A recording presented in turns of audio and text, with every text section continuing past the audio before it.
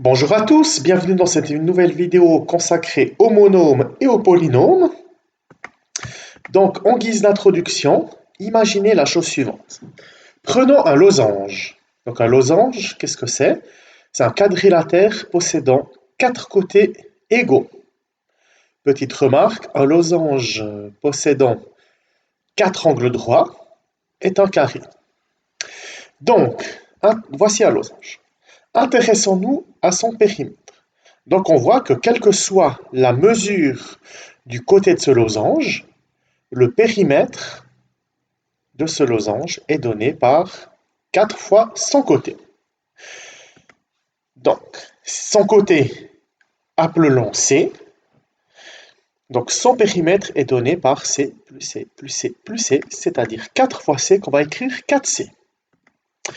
Donc si vous voulez, c'est avec cette formule-là, on peut éviter de répéter le même raisonnement chaque fois qu'il s'agit de calculer le périmètre d'un losange. Donc, par exemple, si le losange a un côté de 12 cm, il suffit de remplacer 12, enfin C par 12, dans cette formule pour avoir le périmètre qui est donné par 4 fois 12, donc 48.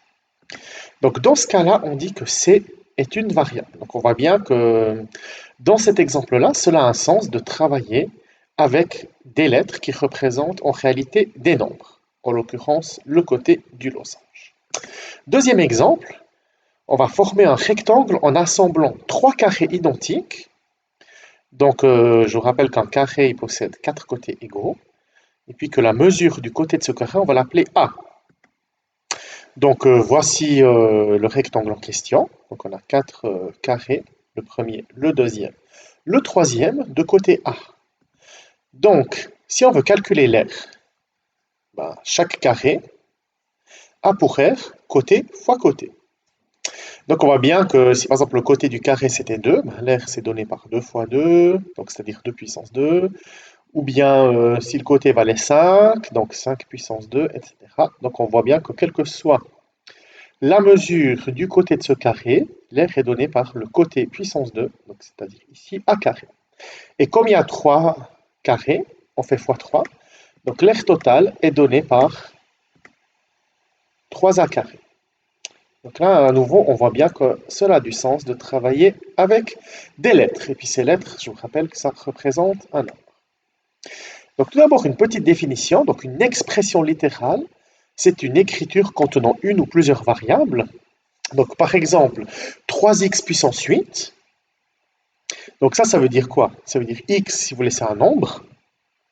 Donc on a un nombre, n'importe lequel, il peut valoir 2, 5, moins 7 ou 36 000, ou n'importe quoi d'autre. Donc là, on a un nombre puissance 8 qu'on multiplie ensuite par 3. Donc ça, c'est une expression littérale, et puis ça s'appelle un monôme. C'est un monôme, pourquoi? Parce qu'il n'y a qu'un seul terme, à savoir 3x8.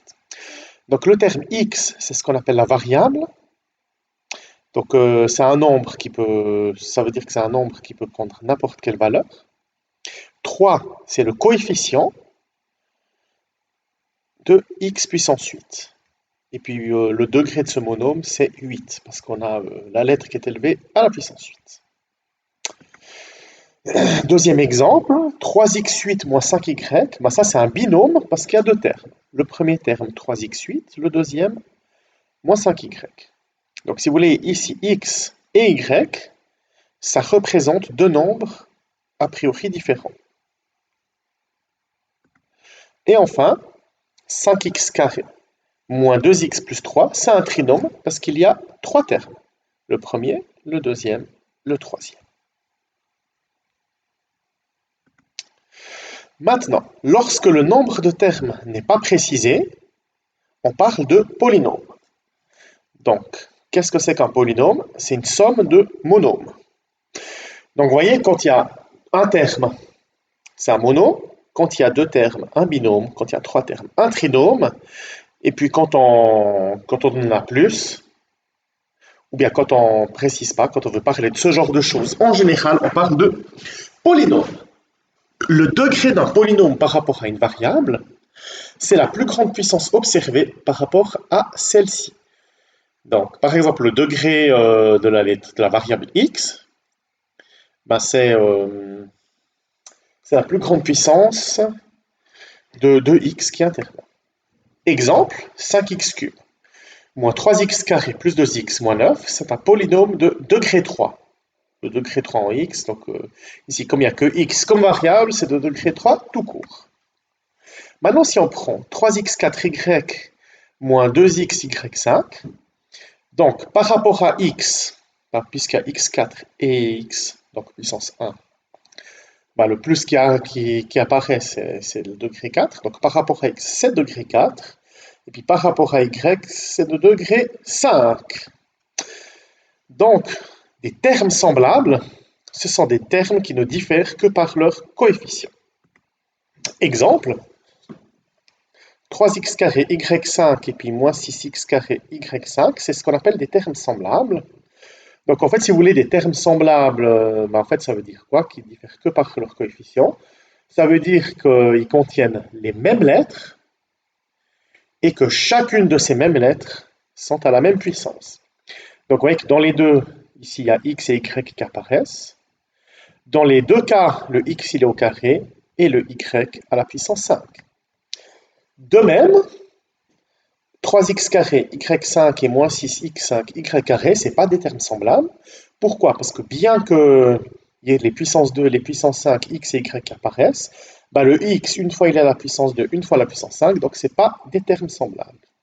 Voilà, c'était tout pour cette vidéo. Et dans la prochaine vidéo, on verra les opérations avec les monômes et polynômes.